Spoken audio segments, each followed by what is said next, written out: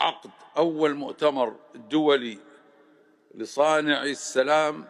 في عام 1996 ميلادي في شرم الشيخ، وهذا ما عهدناه في الشقيقة مصر وقيادتها الحكيمة ودعوتها الدائمة للسلام والتآزر وخير الأوطان.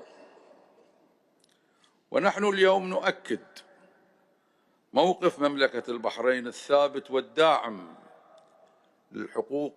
المشروعة للشعب الفلسطيني الشقيق في إقامة دولته المستقلة ذات السيادة على حدود 4 يونيو 1967 وعاصمتها القدس الشرقية، وفقا لحل الدولتين وقرارات الأمم المتحدة لما فيه الخير لنا جميعا.